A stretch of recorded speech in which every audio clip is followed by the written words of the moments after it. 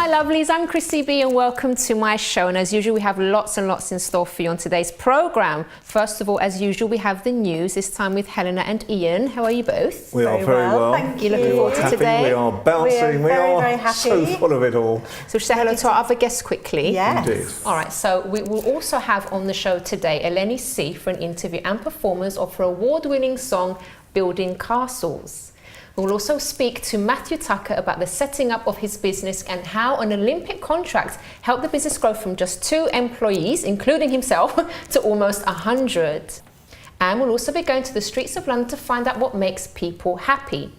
Of course, we also have our business expert, Jonathan Pfahl, and he's going to be talking to us about getting celebrities to endorse your product. And we're also going to learn how to de-stress and relax with Jane Wrafter.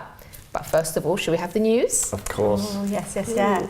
A very famous couple who haven't been apart for years and years and years. Who haven't been apart? Haven't been. Well, you'd think they have been apart for a few days or something, but after 10 years in their relationship, they found themselves apart because they've been in different films. That's Brad Pitt. Oh, okay. In his wartime film. All right, we're not actually split up. No. And Angelina Jolie, who's been directing in Australia. So. But they decided, obviously it's Second World War movies, and they decided to keep their sort of love going, etc. And they decided to write letters to each other. So they wrote lots of letters daily and sent them off. Letters as in letters? But love letters. Oh. Love letters. Letters, not emails? No, but they wanted to keep it traditional, like as though they were wartime, nice. Because obviously what they were I wouldn't have the patience, to be honest. But you know, I actually thought it was lovely. I thought, how sweet. Well, it's sweet, but you know, when you used to sort of... There's this amazing thing this week as well, isn't it? Because obviously, you know, over the next week or so, it's all about remembrance and the war dead and the war, sort of the First World War. But how many letters? I'd like to know, because some soldiers were sending a letter home every single day. You know, in the trenches. Yeah. You know, there must have been some massive post office service right in the middle of this battle zone going on. So I think at times, and I still like getting letters, don't you? Do you like I haven't letters? received one for years, but I used to get a lot of, well, not a lot, but I used to get letters from my cousins in Cyprus and stuff like that. And I loved getting the post. It's like a little present, isn't it? It's nice, But now I think it just takes so long. In today's terms, we're busy. It takes long. You sort of to go and post things, and I don't know. It's not the. I don't mind anymore. An email's nice. And a little bit more of a passionate thing, you know, this week as well. There's been this remembrance field made at the Tower of London with about 8,000, over 800,000 ceramic poppies have been made by Paul Cummins, who's a graduate in Derby. But it's beautiful. You can go and see it at the Tower of London, and they're cascading out of the window and across the grounds, and they've been laid by, you know, Kate Middleton laid one, I think Prince William, a few other people. Yeah. But it's fantastic, and you can actually purchase these poppies as well. As something that's just quite special. It obviously affected Harry more than anything, because he went there in the past couple of days. And the day before, he had to read out this very sort of heart-rending letter of sort of someone who sort of said, "Yeah, you may not see me again." This was a letter to their mother. "You may not see me again." And 6 weeks later, after he'd written this letter, he'd been killed in another battle. You know, and you could see it on Harry's face. The following day, he was walking through this sort of field of poppies as well, and he wasn't the usual happy-go-lucky Harry. You know, he was quite a sort of a serious thing. So he's got a very sensitive side to him, Harry. He's a sweetie. Yeah, he is. We like Harry. Yeah. Good old Harry, cheeky chappy Harry. Moving on to a happier note, the Great British Bake Off. Mary Berry and Paul Hollywood is coming back to our screens, which is quite exciting. Do you watch it? I do watch it now and then. I quite enjoy it. I won't ask you. I'm not going to ask you. But I know the Duke and Duchess of Cambridge are great fans, and it's about cakes and things, so it makes sense with Kate Middleton. I wish I did. I'm not the best. I can actually cook, but I don't. It's time. You do, and when you do cook, you're very good. I think so too. You're such a busy lady. That's it. Yeah, that's absolutely it. But anyway, so I'm quite excited about that. Love Mary Berry. She's got a story past, Oh, which is quite. She's really, you know. I think she had polio, didn't she, when she was younger? Well, I mean, she started by a really sort of strange means where she used to work for the electricity board, and she actually taught people how to cook on cookers, on ovens, and she used to go around to people's homes when an electricity board cooker was installed in a house. She used to go around and show them how to use it. Yeah. And one day, someone from the local TV network decided, oh, perhaps we could sort of just do a piece on this. And before you knew it, she became an institution. Wow. She's just got a 5-figure, I think, cookery brand endorsement or something. So good for worth her. A fortune. Hey, worth a fortune. So Michael Jackson. Unfortunately, Neverland Ranch, you know, the main ranch, is about to be sold 5 years after his death, which is a shame. But obviously, what about his family? Didn't want to take it on? Well, I think his children actually helped bring it up to restore it. Yeah. Because it had it really went into dilapidation. Gosh. But there was a company, Colony Capital, who invested some 23 million to try and help get it out, and they want their money back. So they're selling it, but it will probably go for 60 million plus or something. Yeah. But it's a shame, isn't it? Because all his property's been sold off, and obviously, they'll keep it as it is, or they'll. It's not only the property, because he had a safari park there as well. He had a full safari park, so he had things like sort of, you know. I think like the fans would love to visit there, and I mean, maybe whoever buys it will do it up, and it will become a. You know, something. It will become a shrine. It always will. So. You know, I mean, the Gracelands with Elvis Presley, exactly the same thing. You know, I mean, it's only a small home, but it's an. They should just keep everything running, like the safari park, all the rides. I think they have been spending quite a bit keeping it running, just with the gardeners and things like that. It's still got quite a few staff keeping it going. Yeah. Anyway, that's a shame. And Katie Price, congratulations to Katie Price on her little, she's had a little baby girl slightly earlier, but she's not had too much luck recently with her boyfriend Kieran, who's been naughty, and so now she's got her little baby girl with him, and she's hoping to make a new start. She's selling her place in Brighton, I think it is. I actually saw her driving around in her pink Jeep not so long ago. Yeah, she really stood out, as you can imagine. She doesn't really want to hide from the press, does she? No, she doesn't. She's out there. She doesn't, because recently she had all this trouble again with her latest beau, and this was when she was 6 months pregnant, and she didn't really feel, you know, that she was attractive or anything like that. I thought she looked stunning, and I think she looked at one of the best she ever looked at for a long time. And she had, and she really had sort of very, very silky hair. It always helps, you know. When you're pregnant, it seems to sort of add something to the hair, and it makes it a lot more. She looked fabulous. One of your loves. Oh, that's Did you have less makeup on? No, she had really good makeup. She has really natural. good makeup artist. Yeah, she's really, you know, good when it comes to that type of thing as well. And she looked absolutely fabulous. You know, good on her as well. Good for her, yeah. Yeah. So we've got lots more. I'm just ready for you to say, and now we've finished. I can't hear what they're saying to me. So we'll just carry on until someone... We'll do the show tonight. Lovely Fern Cotton. She's jumped on the loom band craze. Do you know loom bands?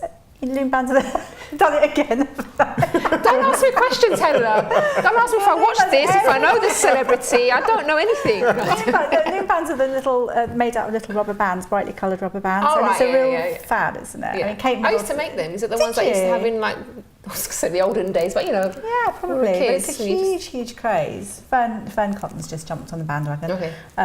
But Kate Middleton, Duke and Duchess, everybody's wearing them, and I think her family's now selling them. Well, it wouldn't surprise me. Yeah, they are. But she was the first to be seen in them, Kate Middleton. They do princess parties. Yeah. Kel Surprise. We'll have Kate dolls coming out next, and Kate baby Georges. But I think the thing with these rubber bands, because it's a method, isn't it? An NLP method as well. Oh, is it? Of stopping yourself falling into something. So if you say you want a cigarette, you look at the band and then you flick the band. Are you sure? That sounds an odd one. No, I am absolutely sure. Look, do you flick the band? Someone will tell me out there if I'm wrong. No. Anyway, yes. All right. Moving swiftly on. You're probably right. You're right about most things. I'm sure I'm sure if you flick a band, it actually stops you doing something. It's a mental. It just distracts you, right? I think NLP, you can do anything, can't you? You have to focus on certain things. So if you focus on the band, I guess That's it. Yeah. That's it. Got time for one more, I think, Helena. Quick one. What shall we say? So Charlize Theron, recently seen wearing a beautiful, dazzling ring. So everyone's like, oh, great, because she's going out with Sean Penn, who looks very different these days. I don't know what you think. He's quite better, short. Actually. Do you think? No, I think he's looking better. We've got enormous. a picture of her, haven't we? But yeah, we have somewhere. But They flipped onto me now. the enlightenment is that unfortunately no, they're not getting married so soon. She bought her own ring, £15,000 diamond ring, but it kept everyone talking for a while. Yeah, she bought her own ring. Never mind, maybe she'll not get so a real bad. one. At least she's got the money to do Yeah. it. She can have another one soon. And just quickly, happy birthday to Jerry Halliwell. Okay. 42. Happy birthday. Happy birthday. Okay, thank you so much. We're going to go to a quick break now. But you'll save the stories. Yeah, we will. next Definitely. time. Thank you so much. Okay, so after the break, Jane will be telling us how to de-stress and relax, and we also have our business success story with Matthew Tucker, so stay tuned.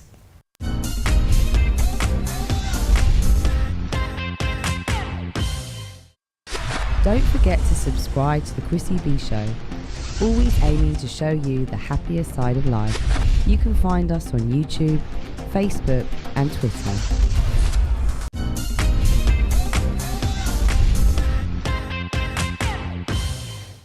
Welcome back to the show. Now, before I meet my first guest, let's take a look at this fitness tip from Jane on how to de-stress and relax.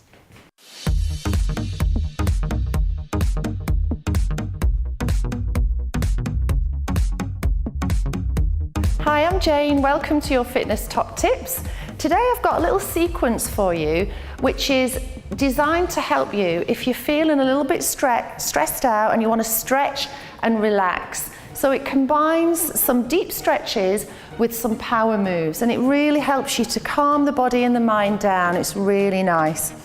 So all you need to do to begin is to float your arms up in the air and very gently lean back so you can see the ceiling right above your face. You take a deep breath and you exhale, hands by your side, and roll down to the floor. So you get a nice stretch through your back here. Reach down to the floor and go as far as you comfortably can, getting some stretch in the backs of the legs. And then come onto all fours and let's go into a gentle cat stretch. So all you need to do is round out the back and lift. So you can do a couple more of those here. This really takes any pressure out of your back. Okay, we're going to hold it in a flat neutral spine and tuck your toes under. Hover your knees off the floor, really engage the tummy. And then with your next out breath, lift the bum and press the heels back into the floor. Now you're going to get a lovely stretch all the way up the backs of the legs. Use your shoulders and draw them down the back. And then we're just going to walk forward into a plank position where we're holding our body weight with our shoulders and our core, and then walk your hands back to your feet. Relax here for a minute, take a deep breath, roll yourself up to stand, and you can go again from the top. And I recommend that you do several of those, that series, and by the end of it, I promise you, you'll feel relaxed and calm. So enjoy, and I'll see you next time.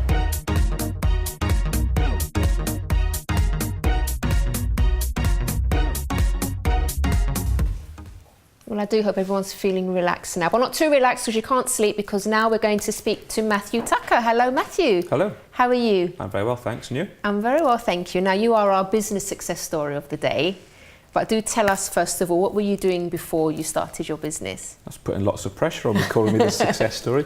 I haven't really got an exciting story before my business. I left university, did a degree in civil engineering, and that's not exciting.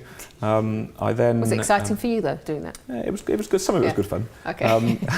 I then went to work for a local authority in Wales, and back in just before 2000 moved to London to work for a consultancy in London, and that was basically working on infrastructure projects, so designing and managing new roads. Again, nothing exciting. Okay. And then in 2003.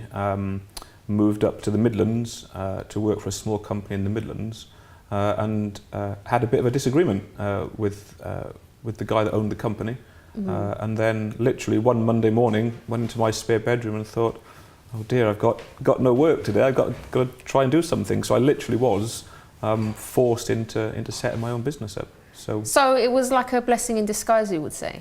I wasn't saying that at the time, but you're thinking, oh no, what have I done? yeah, certainly now afterwards. And the realization that I had to try and find something to make a living, it does force you into that. So yeah, I suppose it was a blessing in disguise. Okay, so then what did you actually start to do? The first thing I did was try and find something to pay the bills, because I literally had no income. So the first thing I did was enroll with an agency to do freelance work. Okay. I wouldn't always recommend that, but it was a way of getting some money in. So I literally did freelance work for a couple of years. Worked for. So during those 2 years, were you already thinking about your business and what to do? Not necessarily, because it was just making, it started off as paying the bills, but as I was freelancing, things got busier and busier. So I was freelancing for one company, and then a local authority contacted me and said, well, I freelance for them. So in the end, I was freelancing for about 3 or 4 different companies.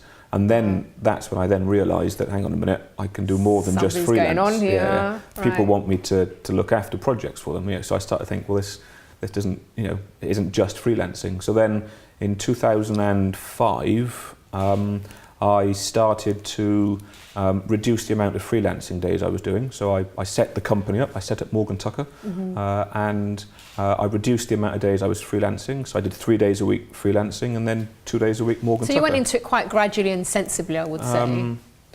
Yeah, looking back, maybe it didn't feel like it at the time, because I was just reacting to what was there at the time. I wasn't really planning it. And then sort of like 2005, 2006, I wasn't doing any freelancing. I was purely just working as Morgan Tucker.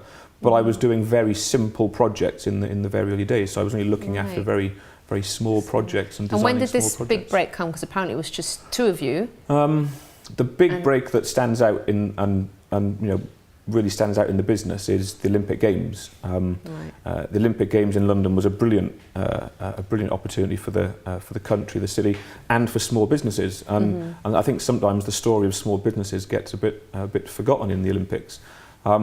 I through a relationship with the company that I was freelancing with, I was asked to look after a large part of the infrastructure design for the Olympic Games. And I literally was, back end of 2007, literally was me and another couple of employees that we had working with us. First part of 2008, off the back of the relationship, I was asked if I would look after all of the logistics centre and construction logistics of the Olympic Games, and we were huge pressure. It was and an opportunity as well. But it was also youthful naivety, because the arrangement was, or the thing that clinched it for us was that I went for an interview and it was, can you deliver by a certain date? And I just went, yeah, of course I can. Don't worry. What were you thinking? Yeah. What was going on in your head? I wasn't thinking then. It was afterwards. I was panicking. But at the time, it was, yeah, of course we can deliver it. So it was a bit of naivety, and it was just, I'll give it a go. How did you make it happen then?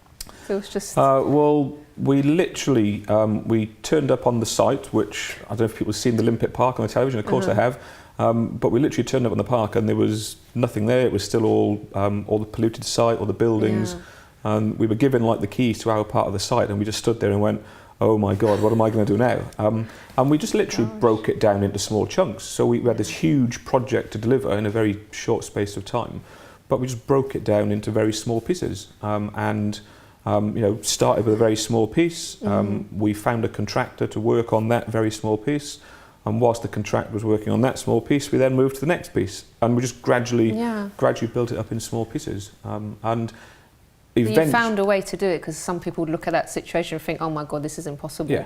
But you just took it step by step and found a way to do things. Just break it down. You've got to start somewhere, and that was the view we took. And the guy that was working with me at the time was still a very important part of our business.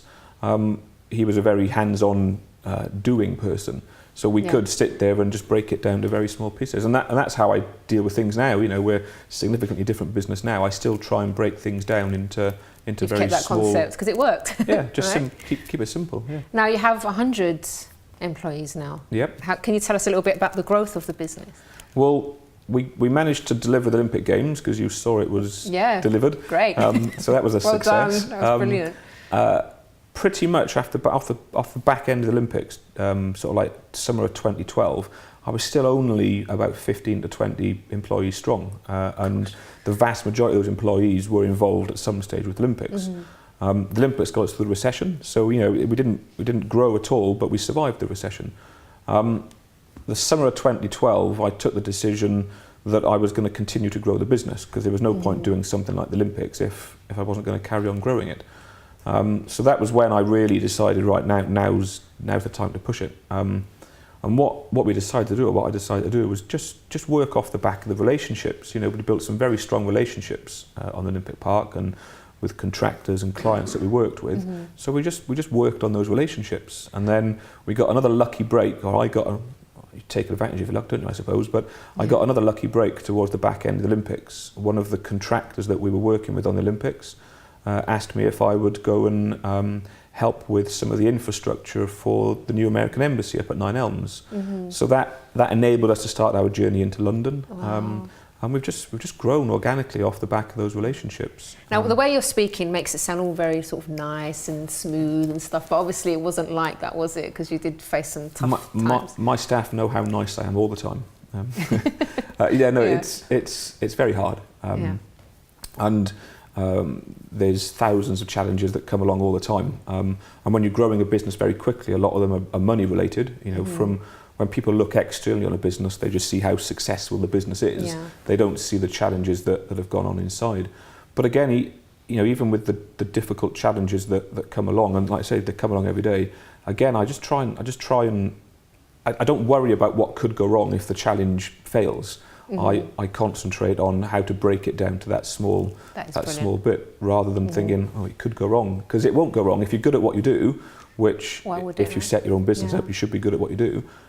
If you're good at what you do, and if it goes wrong, you will find a way of solving it. That's brilliant. Matthew, will you stay with us? Because we are going to have our business expert on next, Jonathan Pfahl, because he's going to be giving us some advice on how to get celebs to endorse your product. And I'd like to get his views on what you've just told everyone too, because I think it's really, really interesting. So do join us after this.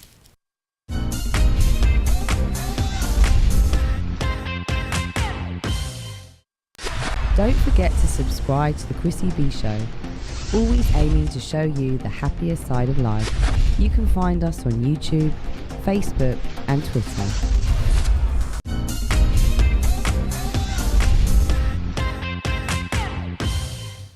Welcome back. Now we're going to speak more about business success in just a moment. But first of all, let's go to the streets of London and find out exactly what it is that makes all of you feel happy. Okay, so we're on Oxford Circus, the sun is shining, and I'm asking the question today, what makes you happy? Music. Shopping. Anything else? Food. Why does shopping and food make you feel happy? I don't know, I just like having more things, getting more things. What makes me happy is to be in London with my two friends for holidays and to do shopping. I would say actually the sun's shining like this, but beer garden helps as well. Well, I don't want to be silly, but there's a woman who really inspires me all the time, which is Lady Gaga. Beyonce. And why is that? She's a power lady, for sure. She knows what she wants, she knows how to get it, and she just has pure style and dignity, so there you go. Fashion. Is fashion a big part of your life then, I take it? Yes, it is. I'm a fashion student. Oh, you're a fashion student, really? Can you give me some tips? Mood boards. The sunshine and summer. And festivals, yeah, good food. Festivals, you going to any festivals this summer then? I'm not, no. Boomtown Festival. It's like a reggae one, so I like reggae, that makes me happy. Bob Marley. My father is the only person that I can looking and trying to follow him, whatever he did, and he always teaching me everything. Very interesting. So now I have Jonathan Pfahl joining us on the sofa as well. Hello, Jonathan. Hello, how are you? Yeah, good, thank you. Good to see you again. What makes you happy? What makes me happy? I've had time to think about it now, which is nice. Travelling with the family. Yeah, going away on holiday that. and enjoying family time in new, different locations, which we love. That's fab. What about you, Matthew? I suppose mine's half of yours. Family. Yeah. I don't see them that often, so I suppose that's, you know, seeing the families, you know, nice. Do you make the most of it when you do, though? I try my best. Yeah. As long as I don't fall asleep on the set, which is what I'm sure they'll complain about. Okay, so we're going to hear a bit more about your story. But Jonathan, what did you think about the things that Matthew was talking about here? I think it's brilliant, and thank you so much for coming on and sharing the story of it. There's an old saying which I'm sure you've heard, you know, the harder you work, the luckier you get.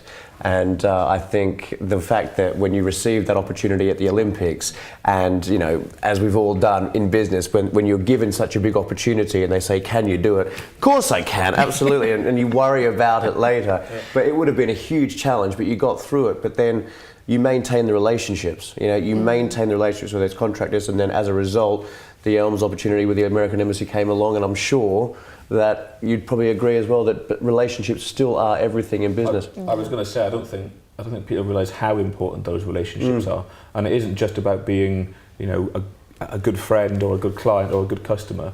It's about understanding what that person wants at the end of the day. So yeah, the relationships are absolutely key. Absolutely. And also what you were speaking about, breaking things down into small parts as well. That was really important as well, wasn't it? I think so, definitely. Yeah. I mean, I don't have 100 employees. I wouldn't know what to do with 100 employees. So I can only imagine how difficult that element of the management, the day-to-day management, must be. But yeah, every MD, every managing director will always have a number of tasks when they arrive at work of a morning that they do need to get done either this week, this month and this day. And prioritising, most managing directors obviously focus on those that are most relevant to the business, which is what is going to be generating revenue and sales as first priority, and then but getting through it and breaking them down into small parts. As the business has got bigger, and it certainly hasn't got easier, it gets harder as you get bigger. Yeah. But one of the benefits as a business gets bigger is you can afford to have people around you that have got those important skills. So you know, when I didn't have an FD, I've got my own FD. When I didn't have an FD, I used to panic about the money all the time. I don't panic about the money now. You know, someone worrying with that headache. You know, and I've got a great chairman that helps me with things. So it is about putting those people around you. So now my priorities when I come into the business every morning is usually some sort of people-related priority. So again, either clients or staff. So yeah, it's good to get those people around you. It's all going well. Yeah. Good. Now, shall we hear about how to get celebrity endorsements? We can, absolutely. We're both interested to hear that, aren't we? Yes. Yeah, well, I mean, it is something that we've done ourselves. So usually when I come on and give advice on everything, it's something that we have done or I've done personally myself. And, you know, we can't forget that we do live in a day and age of celebrity culture. And Twitter, obviously, what members of society have more followers than anyone else on this planet is, of course, celebrities, from films, from television, from sport, etc. So, as I'm always harping on about, you know, successful businesses start well if they can firstly identify who their customers are, really identify who their perfect customers are, and where do these individuals hang out online and offline. And I've said that a number of times in the past. And when you look at the celebrity culture, ask yourself, what celebrity, firstly, would be the most relevant and reachable celebrity that could potentially endorse my brand, my product, or my service? Now, reachable is very, very important. Whenever I've asked people about this, and young entrepreneurs will tell me, you know, Justin Bieber would be ideal, you know, but trying to get a hold of Justin Bieber to promote or endorse a small product in the UK is, I wouldn't say impossible, but it's difficult. Pretty hard, yeah. So the first rule is, if you're watching this in Britain, is the first step to get celebrity endorsements is to firstly build the list. Write down the list of the perfect entrepreneurs who you would love to have endorse what you do, and make it reachable. Let's be realistic. So, you know, for example, I think the first time I came on here, I spoke about Sir Bob Geldof, who came and spoke at one of our regular incubators. And why did I choose him? He is a phenomenally successful entrepreneur. He is a rock star, which suits the brand that, in question, and is a phenomenally inspiring motivational speaker. So he was one. We've been very fortunate to have James Caan from Dragon's Den speak at a number of our events. We've had Laura Tennyson from Jojo Mum and Bebe. We've had JB from JLS come along as well, as a recently new entrepreneur after having left the band, and the list goes on. So the first thing is build your list. Who would be the most reachable, relevant celebrities that could identify who you're, and promote what you do. The second step then is you can't just call them up on the mobile, obviously. You need to find out who their agent is. And that's very easy to do. Any simple search online, you'd be able to find which agency represents the celebrities that you want. So that's step number 2. Step number 3 is then you contact the agents, and they're very reachable because they are looking for new opportunities to showcase not just that celebrity, but all the other celebrities that they manage. So the first rule I'll give you is to not start the conversation by saying, we would like your celebrity to do this and this is how much we're willing to pay. So the trick is, don't say this is how much we've got to pay. Okay. Let the agent explain and tell you what their fees usually are, because usually there's a day rate, there's an hourly rate, and there are certain products and services which such celebrities are passionate for and will endorse, and those which aren't. So if they're reachable, usually you'll find that the cost to have them for hours rather than days is actually a lot less than what a lot of people think. Oh, right. So every time we do it, we usually book 2 hours. That's it. 2 hours, which involves a talk at a specific event and previous interviews before the event, which we record, and we showcase that content on Twitter and other social networks to get it out there. So with 2 hours, if you think about what you then have as a result of that, when they attend the event, you've then got 2 hours of unique content, which as a company, typically you own with their approval. Brilliant. So, but going back to that, often there must be some people who are watching this thinking, well, how much is not that much? Yeah. I mean, are we talking £50? Are we talking hundreds? Are we talking thousands, tens of thousands? I can tell you for, typically you're looking at a small thousands, a few £1,000s for it. But I always get people to think about, but once you have that content and once you're able to use that endorsement as a draw card to bring people to you, what's that actually worth? It's well worth the investment, isn't it? If you're paying £2,000 an hour and you have them for 2 hours, how many sales do you need to make from the product or service you have to actually make that back? And the trick is, in your negotiations with the agent, what you want them to do is to send tweets out to promote what you're doing with them from the celebrity to their followers. Because that's the difference. We have followers on Twitter, you've got thousands, I've got thousands, but we're never going to have millions unless we become the next Justin Bieber ourselves, which I know that's never going to happen for me. Space. I don't know if I want to. I'm sure you know. But the point is, we have followers, but celebrities don't just have followers; they have very, very loyal fans. Yeah. So whenever we've asked our celebrities to send tweets out, such as really looking forward to coming to the Rockstar event or to Jonathan's event in 2 weeks. Brilliant. I will be there, and then that gets sent out in 10 different ways to millions of their loyal fans. We have sold out every event within days when we would never be able to do it ourselves. So the combination is, number 1, build a reachable list. Number 2, find out who their agents are. Number 3, contact the agents. Don't tell them how much you've got to spend. Find out firstly how much they charge. If there's a limitation on your budget, offer to donate the money to the celebrity's charity of preference. Right. So that's a way that they can do it as well. Number 4, make sure that you're inviting them to come to an event, something tangible where their fans and followers can be and hear about their product and service. And then finally, make sure that they're tweeting it themselves, or their people are tweeting it from the account to their followers. Gosh. And we've done this a number of times and it works really, really well. Perfect timing, because it's now we're going to go to a break. Right, Jonathan, that's great advice. And it shows that it is actually doable. It's something that it's affordable, definitely. Excellent. Brilliant. Thank you so much. Very welcome. Thank you, Matthew, for sharing your story. We could have chatted more, but we've run out of time. Sorry about that. Okay, then, so do stay tuned, because after the break, I will be answering a question from a viewer and I'll be meeting Eleni C.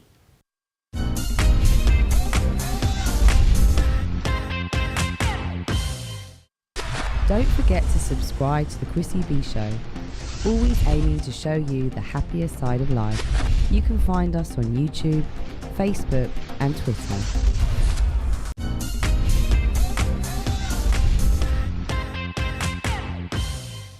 Welcome back, and now it's with great pleasure to introduce you to Eleni C. Hello Eleni. Hi. How are you? I'm good, how are you? I'm very well, thank you. Now you're a singer-songwriter and you're going to be performing for us in just a little while.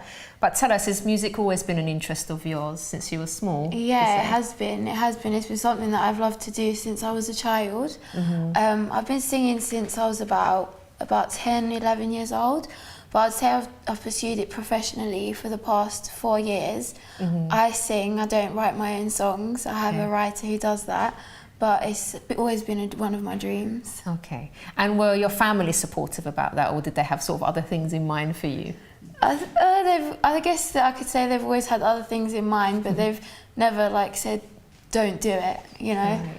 It's kind of always been one of the things that even if someone told me not to do it, I'm going to do it anyway. Well, you have that passion for it, don't Exactly. you? So no one can stop you when you've got that. Exactly. And tell us about some of your achievements, because you've done quite a lot recently, haven't you? Yeah, I've been fortunate enough that my music has been getting recognised.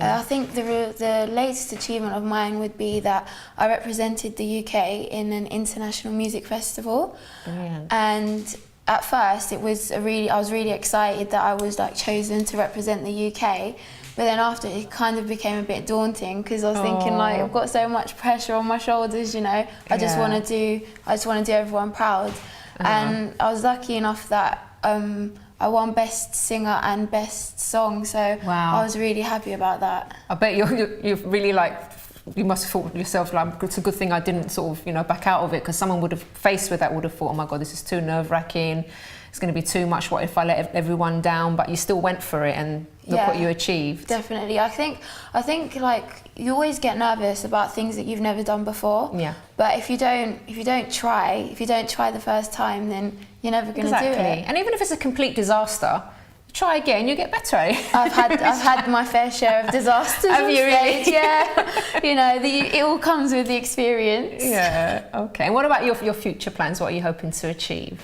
I'm hoping to achieve a musical career. I want to be a singer. I want to pursue it professionally. Yeah. And I've got quite a few things in the pipeline at the moment. So.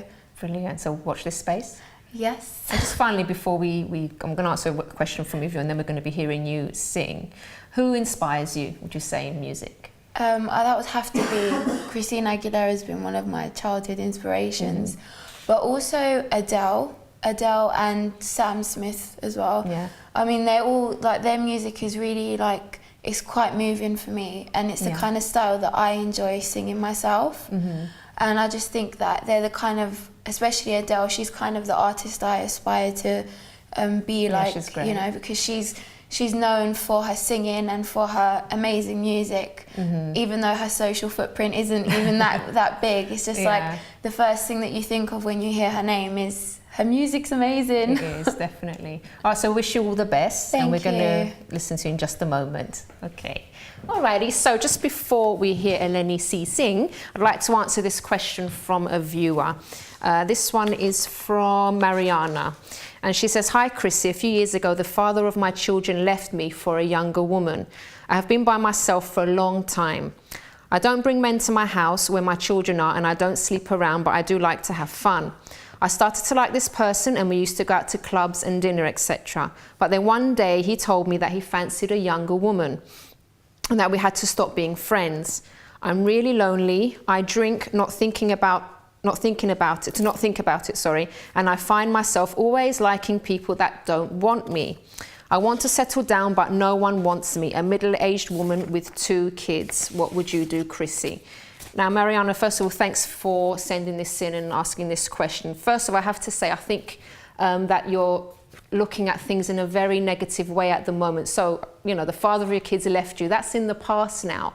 And I think before you even think of another relationship, you need to learn how to love yourself, because at the moment, it seems like you're looking for a man to actually make you happy. So the first thing I would say, start looking at things differently. You're middle-aged, so what's wrong with that? It means that you have more experience in life and you're wiser, hopefully. and you have children, that's not a negative thing either. It just means that you know how to love and care for others. So I would say start investing in you, you know, your looks, your health, hobbies, your career, and all of these things put together is going to start to build your self-esteem. And when you're confident, you'll meet the right person who will love the fact that you're middle-aged with children and who'll think that you're great and really sexy because you're so confident and you love yourself. It really does shine through when you have this confidence inside of you. So definitely I would say, forget about a relationship for now, concentrate on you, learn to love yourself, get confident, and then I'm sure the right person will come to you with your children, you know, that will love your children too. Okay, so I hope that's helped. And if you have a question for me, you can email me on chris@chrissybshow.tv. And also, if you want more information about any of our guests today, you can visit the website chrissybshow.tv. But before we go, of course, we're going to be hearing Eleni C singing for us. Take it away, Eleni.